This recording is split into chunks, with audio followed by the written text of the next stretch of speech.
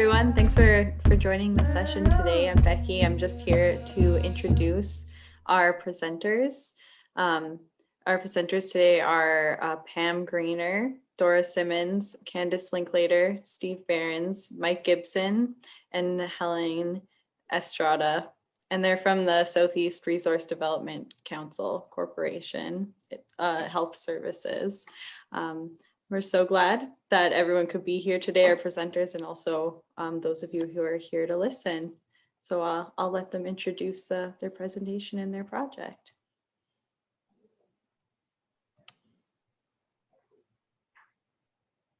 Good afternoon, everybody. I don't know if you can see me or hear me, but if you can't, just let me know and I can raise my voice a little bit. So my name is Pam Grenier. I am the Director of Clinical Services here at Southeast Resource Development Council. And here, along with my team, I will let them introduce themselves. But as an organization, we have had an out-of-the-box kind of approach when it comes to pandemic response. And as you'll see in our presentation, we have had 4 different arms of COVID response in order to support the needs of our community members, both on and off reserve in Manitoba in the Southeast region. And so I'll let my team introduce themselves and the role that they had in our pandemic response. So if I could just start, I'll start to my right. Steve will start. Hi, good afternoon. My name is Steve Berens. I work at the Tribal Council as Jordan's Principal Coordinator. And my role in the deployment was to assist communities along with my team in the area of mental wellness and interpreting, and just being a support for the teams that went to the communities. My name is Mike Gibson. I'm the emergency coordinator here. My role so far during the pandemic has just been being involved during the deployments to each community, just overseeing all of the staff and collaborating work with either the Canadian Armed Forces or the Canadian Red Cross. Hi, my name's Dora Simmons. I'm the Director of Health Programs at SERDC. It's been a nice, crazy, just over a year. So I've been involved with some of the off-reserve supports. I've been to a couple deployments, and I'm currently assisting the direction of the alternative isolation accommodation site that we have just outside of Winnipeg. And I'm Helene Estrada. I'm the Regional Peer Support and Training Officer for Success Through Advocacy and Role Modeling, which is an FASD prevention program here in Manitoba. One of my redeployment assignments is also being the communications coordinator for Southeast Tribal Council, and primarily in health. And it is our pleasure to present to you our unique, maybe it's a similar experience with all the other tribal councils and independent First Nations communities here in Manitoba. But here is a glimpse of our experiences in the pandemic response. And you can play our pre-recorded presentation. Thanks, Becky. Bonjour, Anin. Welcome to our presentation on Ganawendamaw, a First Nations-led community-based pandemic response strategy of Southeast Resource Development Council Corporation Health Services, prepared for the Ganawendamaw Virtual International Gathering. Please note that this is a pre-recorded presentation and our panelists will go live to answer questions towards the end. Before we begin, we would like to acknowledge that we are gathered today on the traditional lands of Indigenous peoples, with special acknowledgements from Treaty 1 territory in Winnipeg, Manitoba, on the original lands of Anishinaabe, Cree, Ojibwe, Dakota, and Dene peoples, and homeland of the Métis Nation. Disclaimer: SERDC Health Services has no potential conflicts to report. The views and opinions expressed in the panel discussion are those of our presenters. In Ojibwe, Ganawendamaw means to take care of and to protect. This panel aims to share SERDC Health Services experiences in supporting 8 of our member First Nations in Manitoba to undertake COVID-19 response efforts and to take care of and protect their communities from ongoing illness and population-level health impacts due to COVID. Since the pandemic started, SERDC Health Services has looked to provide a holistic response to the needs of both on and off-reserve band members.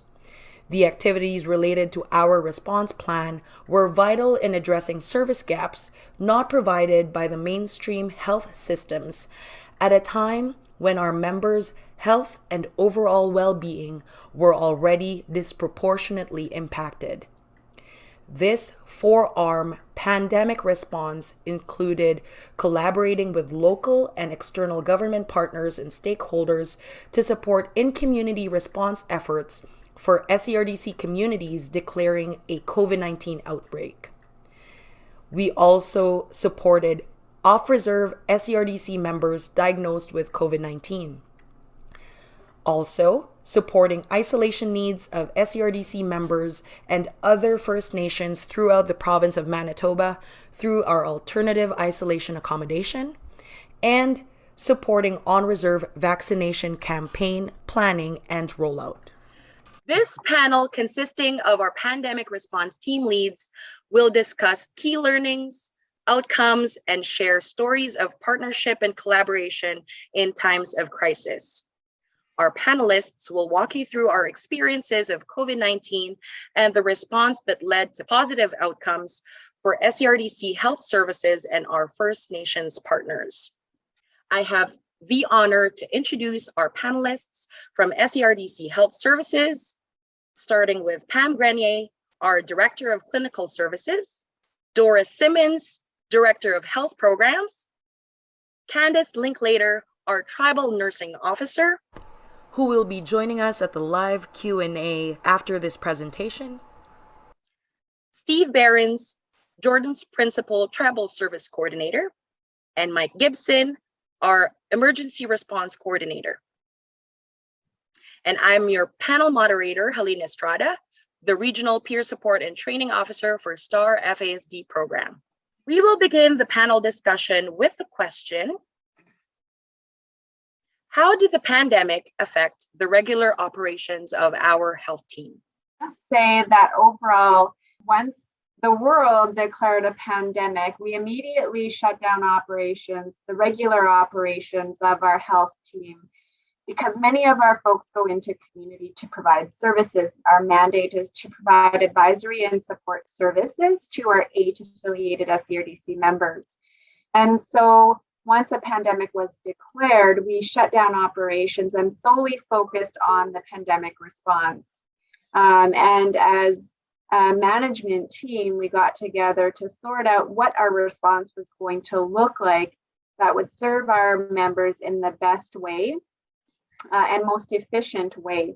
And so our immediate response was to redirect all employees to the different arms of our response. And our first arm was really the supporting our members in community first. And so we had put together pandemic kits for each household in community. And then we also supported our off-reserve members here in Winnipeg and surrounding area. And so what that looked like was really providing food security information and just overall ways that they could make sure that they remain safe during this pandemic. In addition to all of our services that staff were doing on the ground, we had many staff redirected to work from home. So that involved the organization ensuring that they had the proper office supplies and equipment at home. And also we recognize the importance of the mental health. And overall, the organization really stepped up to the plate there, I think. So tell us how SERDC Health Services support our affiliated communities when the COVID-19 pandemic started. And so we had in-community pandemic response supports. So SERDC really helps support our affiliated communities at the beginning of the pandemic. Like I had said originally, is we just made sure each household had information packages around COVID-19 and what that meant, how to keep themselves safe, how to properly clean and disinfect their homes, what were the signs and symptoms of COVID-19, and then if they needed any support services, who to access from our essential service providers at SERDC. So during the initial early days, I'm going to say, of COVID-19, we really made sure that our team and essential service providers from our team were present and available for any questions that community members had. We also supported community outbreak response. In community outbreak response meant us having to set up teams that would go into communities to support the testing and contact tracing. We also had members that were to support mental health needs of our communities, and that included ensuring that our community members had a culturally safe and sensitive response. We also supported the food security initiatives in communities where people had to be on isolation and were not able to leave their homes. So our staff went into communities and would build hampers and deliver that house to house as needed. We worked with many in-community staff members, including health directors, nurses, outreach workers, nursing stations. And so it really was a coordinated effort with federal and provincial supports and in-community supports at that time. Thanks, Pam. Dora, do you want to tell us a little bit about the off-reserve support?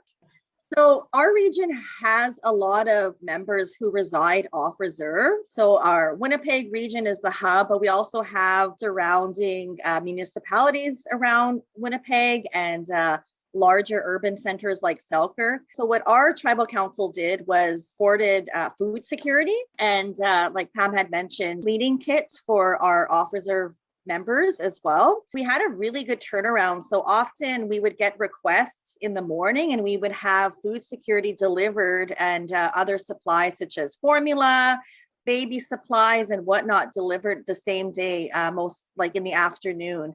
Afternoon intakes, they would be delivered the next morning. So it went off very well. It was very, very busy. So we had staff who would have been doing other duties such as like our FASD mentor program manager, yourself, Helene. So our Jordan's principal team as well, who have cases. Oh, there we are. Nice, great group. So staff were reassigned to assist with the off-reserve supports.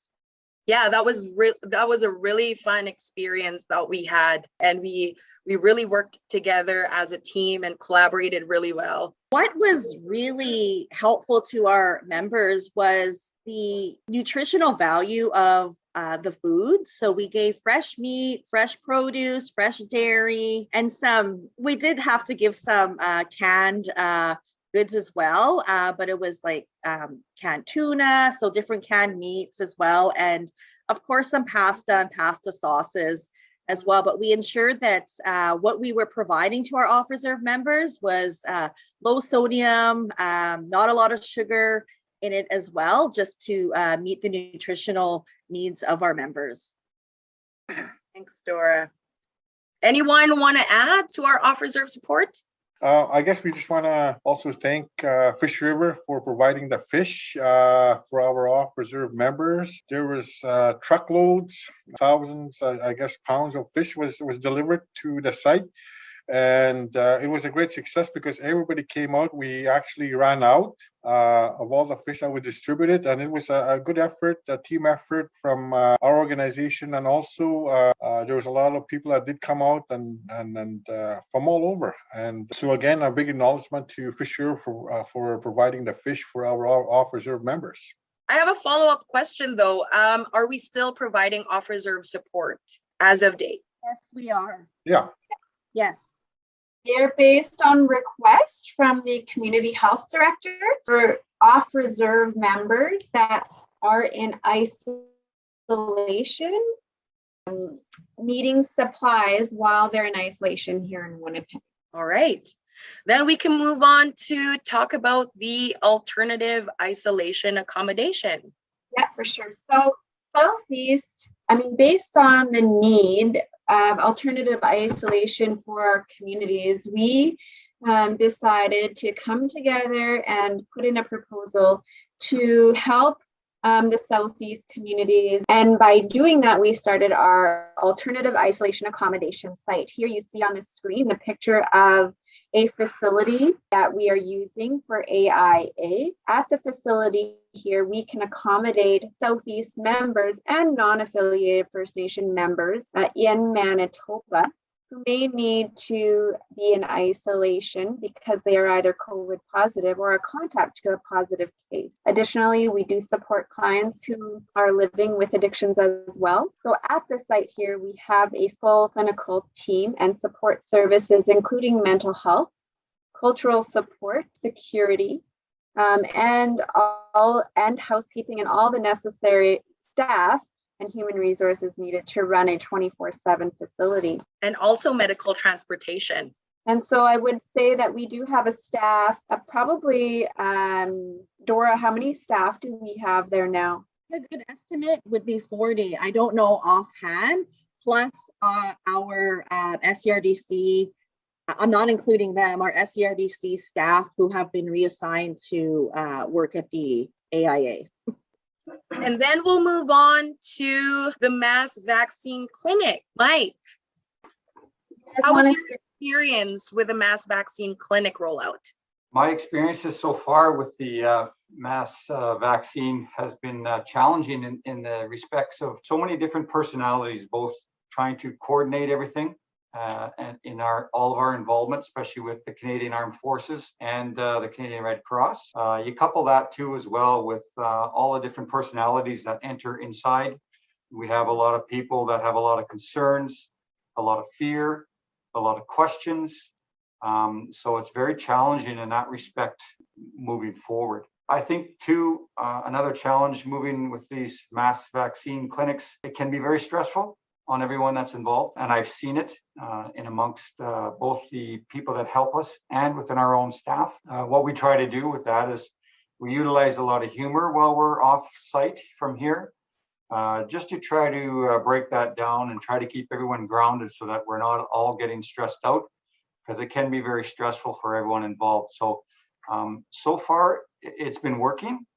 But I do see that the longer this proceeds, that it is going to continue to be challenging. And humor does help, like lighten things up, you know? Steve, can you walk us through the cultural support that SERDC Health Services provided? I just want to talk about the cultural services that we provided both on and off reserve. And I had a good opportunity and to work with my friend Louis Young, who I would like to acknowledge at this point because we work together both in the community and then sometimes in the off reserve also. One of the things that was so effective, I believe, was that there was a lot of fear in the communities, both on and off with the pandemic, especially the people that were in isolation, because your movement was restricted.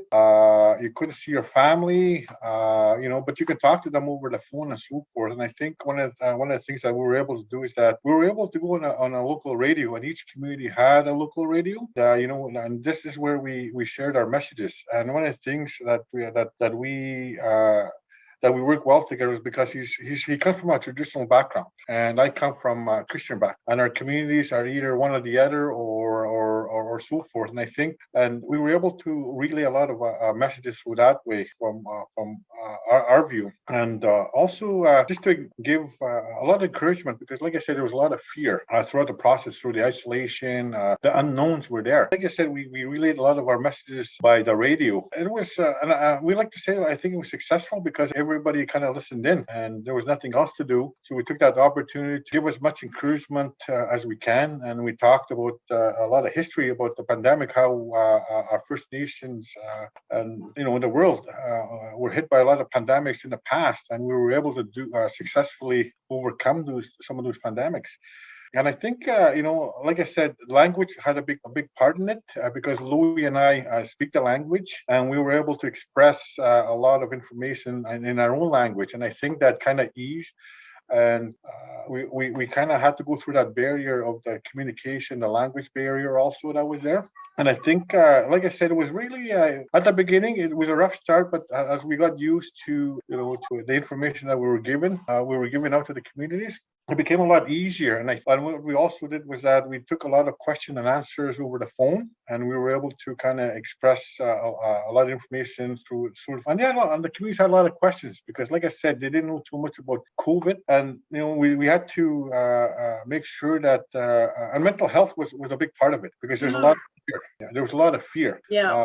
We were losing community members, we were losing friends, family that we knew personally. And that was difficult. So we had to go back and express a lot of encouragement and support, and just to kind of keep people together on an even keel. And I think that was very important. And because all of this is really new at the time, it's just good that you and Louis worked really well, and you were a great team, and that you were a familiar face in the community. And the community members put a lot of trust because you speak the language.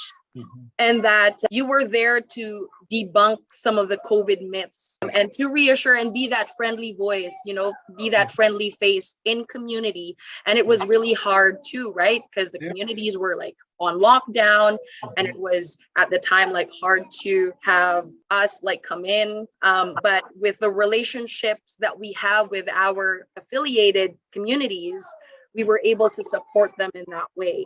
I guess one of the things that really helped was humor. Louis, he has a lot of jokes, and we were kind of like worked around that, and then kind of and humor helps, and I think that kind of eased a lot of people in their homes, and that was something that was really important. That we had to we didn't want to preach any doomsday catastrophes. Yeah. We had to provide humor, telling. Yeah. We did a history of all these pandemics and that happened in the past, and I think that was it because like I said, when you ask a family to isolate, they just can't move about like most communities. You just go out and go visit your family, friends. You don't even knock sometimes. You just walk in, and and it was hard to ask them to stay home. And a lot of these individuals were also alone. There were a lot of single men and women that weren't used to this. So when you ask them to isolate, they were by themselves. And I think, and this is what we wanted to do. We wanted to offer hope, encouragement. And Louis did his prayer in the traditional way, and I did mine in a Christian way. And like I said, that really helped. And I believe that really helped our communities to kind of provide hope and to hang in there, and that we were going to get through this. And I think we always have to do that every day. It's easy to get lost in fear. It's easy to get lost in the unknowns. And especially when the lockdowns were happening, and especially in the winter, the days are shorter, and it gets dark easy. That's when the fear kind of. And I remember we were getting a lot of calls. Like I said, we gave out our phone numbers, and we were able to contact a lot of people over the phone for mental health, wellness checks, and so forth. And I think, we had to continue always. We did that every day, and we got a lot of calls even at home when we got back from the communities, and people that need encouragement. I know we did a lot of prayer over the phone. And I did a lot of prayers over the phone. People just needed prayers, and we did that. And I think moving forward, that needs to continue, and we're always going to be there to provide that service for our communities.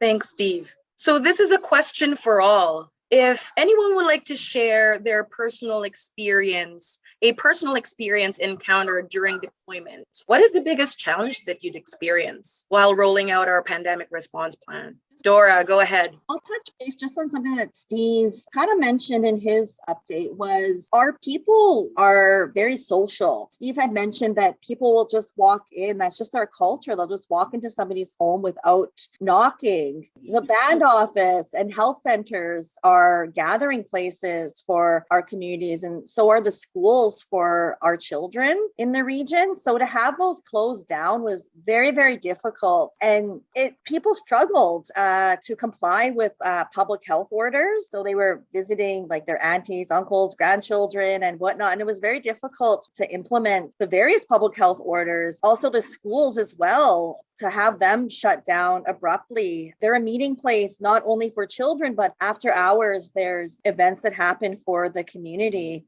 Band office, especially to limit the amount of traffic in a band office. For those of you that are familiar with communities, like that's a major hub in the community to meet and gather. Does anyone want to add to that or share another biggest challenge that we encountered? I guess one of the biggest challenge that I faced is that I had to calm my own fears. What I mean is that we had to challenge ourselves too, because of the fact that too we were putting ourselves at risk of what was happening. Getting exposed to the COVID virus, but at the same time leaving our homes weeks at a time to communities, not knowing what to expect in those communities. And I think those were one of the fears I had was that the fact that I'll be putting myself at risk also of being exposed to the virus, and how that will affect my team I was working with, and how would that affect me providing the support that I need to provide along with the team in these communities. So there was always these questions, when you have to go to the communities, you're leaving your own home, you're leaving your own comfort zone, and you're leaving and you're leaving your family, and then that itself is challenging. And then we had to have a mindset that to be ready, not knowing what supports are going to be in the community when you get there. So it was good that we had that team, and I'm happy that I had a team to work with. We supported one another, and I reached out to them and in certain occasions just to get their support mentally, and I think a good team effort was needed, and that was challenging because, like I said, I had my own personal fears going into these communities. For sure. Putting myself at risk or my family at risk. Yeah. Thanks, Steve. Yeah, I think, in terms of the pandemic response, nobody expected this pandemic to last as long as it did. And as a care provider and a nurse by trade, understanding the large scale scope of effort and response that needs to happen is constantly changing every day with this pandemic. Our communities are some fly in, and so at the beginning of our outbreak response that we had, our first outbreaks happened in two of our most remote communities. And to figure out, some of the little things that we would not anticipate, learning how to set up isolation tents, in a community that's a fly-in community, how to get it transported there, onto tarmac, and then over to the community that's its own island as well, learning how to work with different trades to be able to just set up this portable, they say, isolation was really a big struggle. That was like a thorn in my side. And that first outbreak response that we had, and thankfully it was our first one because it was our most challenging one. We had, electricians and all these different people that needed to be on site at the time. And it was so challenging because we couldn't just drive it there, set it up and drive back. And it was totally out of scope for me as a nurse, never thinking that this would be something I'd be called to do in my career. So it was really fun and interesting, but also very challenging. And then we also had to worry about having no cell reception. And thankfully, this past year, we were able to have cell reception in our communities there. And so that was really helpful. And just by fluke, it happened to be this year. So yeah, you see one of the two isolation tents that we had put up there. Yeah, it was really, that was hard. And I think every day things are changing, and that's the struggle, is trying us to keep up to speed with everything, but then also supporting our community members who kind of feel that way at the same time. And now folks are just really it's been a long haul. We've been at this for, I would say, 18, 19 months now, and trying to make sure we avoid that burnout with staff, I think, is kind of really at the forefront right now, and making sure staff have access to the mental health support and self-care, and that we still are such a good team together. I would really say that this whole pandemic response has really made me recognize that as a team, we're really a family, and we've really come together. And somebody made a comment to me the other day, is that although you guys are, this is your workforce, you guys look like you're such a close, united team, and you work so well together. And I must say that that's been really a good reflection of our team at Southeast. Mm-hmm. We have really come together as a family to support our communities as best we can, and wanting to highlight the work that Dora has done off reserve and AIA, the work that Steve and Louis have done providing that cultural support to our community members, the work that Mike and Candace Linklater have done with in community mass vaccine clinics, and you, Helene, in our communications department. It took every single worker that we have at Southeast to make and do this work that we've done over the past year and a half. So everybody deserves acknowledgement, and we do this for our community members. So it's really us giving back, and I'm really thankful for that. And it's just been a really unique year, challenging and unique and tiring, but really positive. Yeah, and I must say that it did put our collective brains and squeezed out the creativity and the resourcefulness, but also the resilience of each of our workers. So yeah, I just want to echo Pam had mentioned, to acknowledge all our health staff and SERDC as a whole in coming together and collaborating. Let's move on to the next question. What could SERDC Health Services have done differently in terms of our pandemic response? If we were to do it all over again, what would you change? That's a really tough question, because I don't think anybody expected this pandemic. And so I think we did really well with what we were given at the time to work with. Hindsight 2020, there's many things that we could have done differently, but I don't think anything that strongly impacted us in a negative way. I think our communication strategy, making sure that we had information around pandemics available at the beginning would have been great. We had, the other piece is important. A good takeaway now is that everybody has a very strong pandemic plan, which with H1N1, communities have talked about it, but nobody ever thought that there was going to be a pandemic that would last this long or affect people as significantly as it did. And so pandemic plans are hugely, we want to stress how important they are. When we talk about support services for our staff, making sure that we do debriefings regularly with the teams that are going into community, and that there's really good organized planning in terms of teams going in, what their roles are, and what they're actually going to be doing in community. But like I said, those things we were kind of learning as we go. So not necessarily would we have done them differently, but we've learned from them. And I just want to acknowledge all of the pandemic response team leads and the program managers, and really highlighting the strengths of our health staff in terms of, redeployment. That was a strength that we want to acknowledge and highlight for sure. So in terms of resources available, were there any that supported our 4-arm pandemic response plan?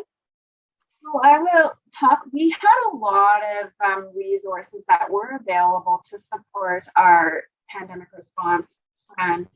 And I won't go through all of them because that would be an expensive list, but many of our partners included for our off-reserve support. We had worked with different organizations in Winnipeg for purchasing food. We had for in-community outbreak response. We had worked with Ganawendamaw Health Services, AMC. We had worked with Canadian Red Cross. And in our vaccine campaigning and planning and actual implementation of our COVID-19 clinics, we again work with Canadian Red Cross, Canadian Armed Forces, First Nations Inuit Health Branch. So we had lots of resources available. It was just coordinating those resources to support our communities in the best way.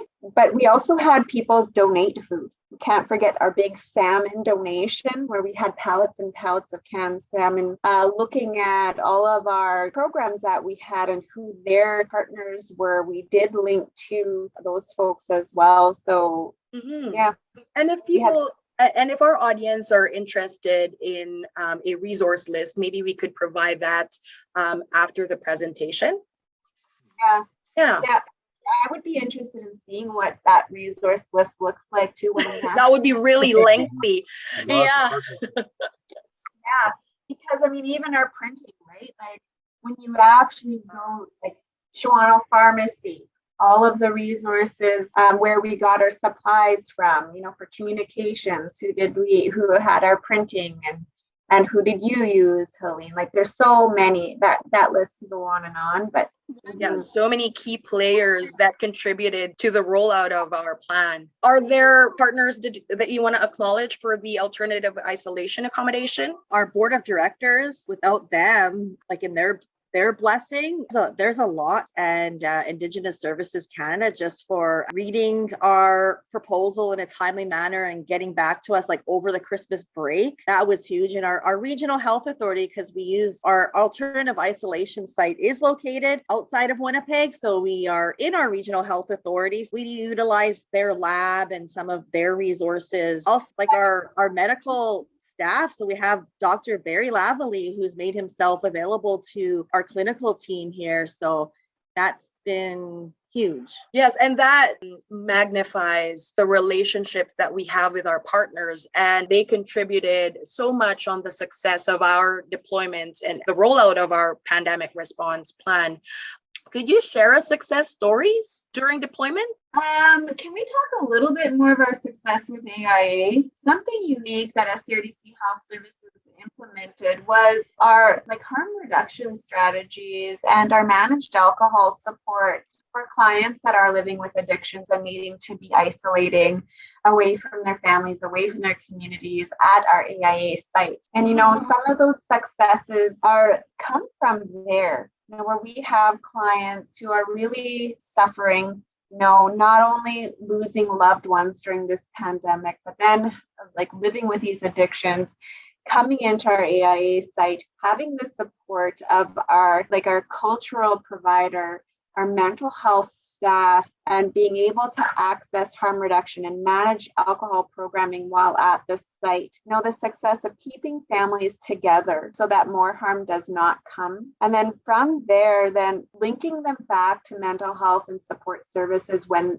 they went back to community. So I think that's why we do what we do, is even if we can help one family, this has been worth it, right? And Dora can speak a little bit more to that, for some of the unique experiences that AIA has brought to the Southeast Tribal Council. That's been I think one that we could be really proud of. I'd like to maybe highlight some of the continuum of care. Many of our folks that come and isolate with us at AIA often are marginalized and stigmatized in their own communities. Many of them are living with addiction issues, mental wellness concerns, and many of them have isolated themselves to obtaining help for some of the struggles that they're living with. So here at AIA, we offer Western approaches and traditional methods as well.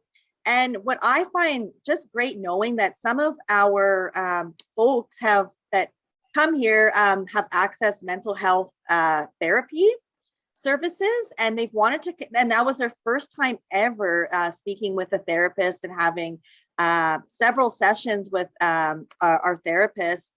that once they've returned home, they've requested our therapists to connect with their FNIB-funded therapist to continue on with therapy. So that has happened on several occasions, and I'm very, very proud of that continuum of care. Also, our clinical team, we've had some, let's say, blood pressure concerns with young folks. So our clinical team, once the discharge occurs, reconvenes that back to their nursing station or health center nurses, just to keep that continuation of care ongoing for the member. Mm-hmm. Would you attest to me saying that our AIA is a unique service here in the province? We have 777 sergeants. They've been a partner too. Yeah. So the only thing I would highlight, Helene, is that we are the only First Nations AIA that supports clients living with addictions and also adds that cultural lens to. So the traditional, culturally safe harm reduction AIA for First Nations. I think one of the things that I can mention is when we get deployed to the communities, it was hard for everybody, for the people for the staff that got deployed to the communities, is that we felt like it felt like it wasn't a job, because some of us have families in the communities, and it was almost like a personal thing to do, to go help the communities, because a lot of our friends and our family are in the communities. It didn't feel like a job to me. It felt like it was something I wanted to do, that it's something I had to do, because this affected a lot of people that we know, people that we love. And I think that was the big motivation for a lot of our staff going to these communities, that we wanted to do this. And having the language, I think also helped a lot for me anyways, and also for a lot of people, is that the communication part was important. You had to relay a lot of information, a lot of encouragement. And I think now that I go back to the communities, I get a lot of hi Steve, they were happy. And I think it was kind of like when we were going on radio, they matched the voice to the face, and I see that with a lot of staff. And I think a lot of our staff can also say that when we go back to the communities, we see a lot of smiles, a lot of waves, and I think they appreciate that. The chief and council certainly appreciate it, and I think that's a good feeling, knowing the fact that you're getting acknowledged, but at the same time, we're on the same boat, and it's a give and take. And when I see community members, I wave, I tell them it's good to see you, and then there's a lot of smiles going back and forth, and it's good, and that's a good feeling, knowing the fact we went through a struggle, and it's still there, but at the same time it was really hard, and I think for our staff to work hard, and also and for me it was a good feeling, knowing the fact that the chief of council acknowledged that our staff members, the community members certainly have done that, and we need to move forward, and I think like I said, everything evolved. You couldn't really plan for this at the beginning, but at the end, we come together, both as our staff, and also the other support staff that were like the Canadian Armed Forces, the Rapid Response Team, and also the community members. I just want to say the health staff that were in the communities, the nurses, the support staff, the CHRs, the medical drivers, they did a lot. And I think it kind of pulled all our community members, community staff, and our staff, to kind of tackle this together. And to me, that's a success story. And I think everybody played a role in the community. And I think, moving, we will continue doing that and supporting one another. Agreed, 100%. Thanks. And this is the speed round. Give us one best word to describe SERDC Health Services COVID-19 pandemic response. I said innovative, but I will say, how do you put innovative and chaotic into one word? Because it was chaotic. It was an organized chaos. One word. Yeah. I know one word. So hard.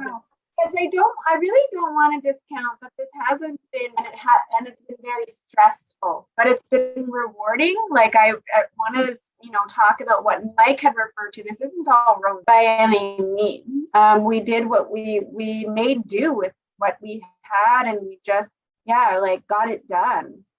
Again, it's our resourcefulness and our creativity, especially Yeah. going in the communities with there's lack of resources out there for sure. Dora. I'm cheating.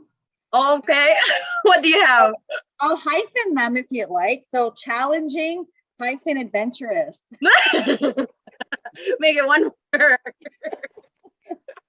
What makes you say it's challenging and adventurous? Every time we go into a community, you have a plan, but you have to quickly adapt just to the needs of the community, and things come up all the time, which creates its own challenges. So you have challenges sometimes planning when you are going on deployment, and then it's always an adventure. So our modes of transportation are so unique. To a community, you could be on a plane, helicopter, boat, skidoo, like all in one community. So it's the Chinook. Always, it's always an adventure. And staff are always up for the challenge. You can try and prepare staff like the best you can, but something always comes up. And definitely our staff knew how to roll with resistance and just go with the flow. Absolutely. Yeah. Mike. Juggling act. It's not one word. And I think that It was a juggling act. Yeah. like Dora just touched base on that, and you know, we can all prepare as much as possible. We have some experiences now going into some of these communities, but that still doesn't mean though that we can be fully prepared for what may come down the road. Everything changes daily with now the variants coming in. Still having issues with some people in communities that we've already been to twice. You know, those are challenges, and especially for people that may be on the outside looking in. You know, they may be questioning, well, why is this happening? We've already been there. Well, you weren't there, and we were. So, you know, just like any other natural disaster, you can try to plan as much as you want, but then real life comes into play, and a lot of different stakeholders, a lot of different issues. Communication can be taken a little differently from one person to the next. Yeah. Which can have a huge effect on the clinic. Can we prepare, and would we look back and change anything? All I can say is from what I've seen in the month that I've been involved, there is nothing that I would change. You know, did things go exactly the way, you know, I would like them? No, but given all the circumstances and the information we had, the best outcome came from all of them. But I do want to also say though in closing that I think that we, as the people that are going in all the time, I mean, we just got back from on Saturday morning, and now here we are leaving again today. So even though it has been fun and it doesn't seem like work, it does take its toll. And I think that we all at SERDC have to start recognizing when it is taking that toll, because as caregivers, if we're not healthy and strong, then we're not effective helping the people that do need our resources. Steve. I want to say a few things. I guess teamwork is certainly the word I want to use, and also different hats. Staff had to wear different hats at different times, even though we some of us are do specialize in nursing, social work, and all that. But we, you know, and then we ended up doing different tasks in the community because not all staff were present because they had to isolate themselves. And I think there was a lot of perseverance. And we had to do what we needed to do. I must have had 5 different hats in one community. I must have been wearing 5 different hats. You know, one of them was being being a radio broadcaster was one of them. You know, a mental health worker. Food delivery guy. With another one. You know, another one was being a comedian also, because it can get confusing. Sometimes you have to color code those hats. yeah, because you had to do what you need to do to you know, ensure that you're providing as much as you can to the community, and like I said, it was difficult, and security was another one, and then you know, and so there was a lot, and then I think that was important that you had to try and fit and fill in the gaps when you needed to, and then translating was also another thing that I needed to do. So and all of us, each and every staff had different hats in different communities because, like I said, sometimes there was nobody around, and so you need to do different things at different tasks, and multitasking was another one. So I think there was a lot of dedication. That's another word I would like to use. That SRDC staff, there was a lot of dedication because you had to leave your own family to provide the service in the communities. So Yeah, we really have really like passionate and dedicated workers out there. And so we would like to open the floor for any questions our audience may have for our panelists. Hi. There's one from Merle. I just caught at the tail end of your presentation, and you're talking about burnout, when you just keep on going. So I guess my question is, because a lot of communities, they don't have resources, and the resources are the ones like the ones at the front line and the dedicated ones. So what happens when you burn out, and then what? So we're not getting to the burnout point, but we know staff are tired. We're all tired. So we encourage, we want to do some preventative measures. So we always encourage our staff to look after themselves. We offer cedar baths for staff. We also have resources for staff to obtain counseling and support services through our insurance at work. We have debriefing sessions after each, like we've paid for a consultant to debrief after each deployment, trying to look after each other, learn some lessons and whatnot. We also encourage some staff when they're not on deployment. Sometimes it's not possible though, but to work from home. So take some time and just shut down. But it is becoming very challenging because we have so many different arms. We have staff in communities, often have a lot of staff at AIA, and there's also our regular duties that we've had to adapt to as well. So it is challenging to be a director to try and support your staff. And we are quite very unique here as well, though. So we're co-workers, but we generally care for each other. We generally actually like each other.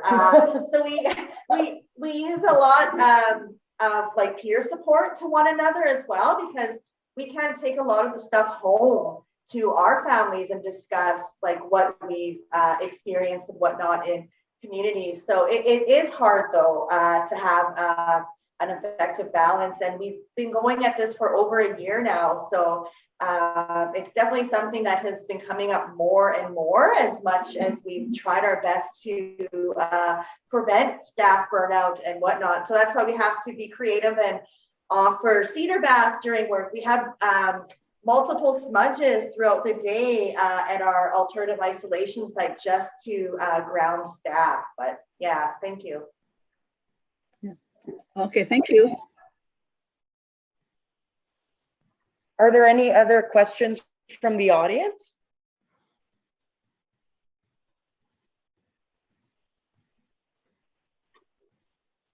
Hi, Etsuko.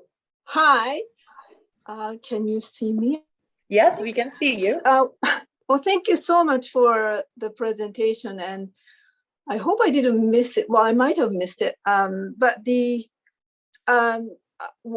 as you said, this is very unique, and I really like the how this. So this one is sort of a kind of a evolved as it started, and then is it something that the other communities? Oh, I want to have this kind of setup initiative. Is it possible, or what are the I know you talk about the challenge and the stuff, but at the same time, if you could give them advice to say, this is how you could set it up like this. Is it that easy, or? It's difficult. It's definitely been an evolution. So from when the pandemic first started for us here in Manitoba, everything was shut down. People were sent home, but then we're like, our communities are left. Like, we need to do something. It was there, and that just shows the dedicated staff that we have, that we care for our affiliate communities. So pulled staff back into, and as you can imagine, getting cleaning supplies at the beginning of a pandemic was very, very hard. So it was like something like a hand sanitizer. The toilet paper. Toilet paper was insane to get. Toilet paper. So it quickly evolved from cleaning kits, and then we knew some of our off reserve were having a hard time accessing food security because they were under isolation, and it just went from there. So our alternative isolation sites became a reality because of our experiences in communities during deployments. It was difficult for somebody struggling with an addiction to isolate safely at home. They would go amongst their community, and oftentimes they were labeled as super spreaders. It's not really a term I like using, but we needed to ensure that communities were safe and that anybody living with an addiction or something, some wellness disorder and whatnot could isolate in a safe place, but not only isolate, but offer addiction services, wellness services, and whatnot. So it's always it's getting bigger and bigger. It's our communities that drive us. So we're definitely community driven. So as communities needs change, we will adapt and do our best to meet those needs. Wow, it's really amazing that the kind of these things that evolved and out of this. So yeah, thank you for sharing this with us. Thank you. Are you ready to share how we're preparing? Yeah, thanks so much for sharing. I don't know if anyone else has a question. We probably have time for, depending how big of a question it is, 1 or 2 more questions. Maybe, I don't know if you mentioned, I don't think I heard in the presentation, like how many communities you work with. I know you're in like Southeast Manitoba, and I'm familiar with a few of the communities there, but yeah, I was just wondering how many.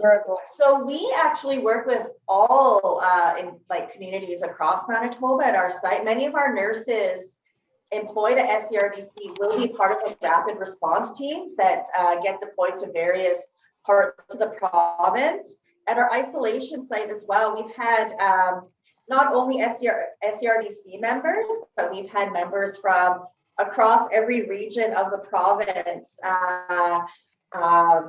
I'm not sure exactly how many communities, but it's covered from the southern tip of the province, portion of the province as well. We've had non-Indigenous members isolated our site as well.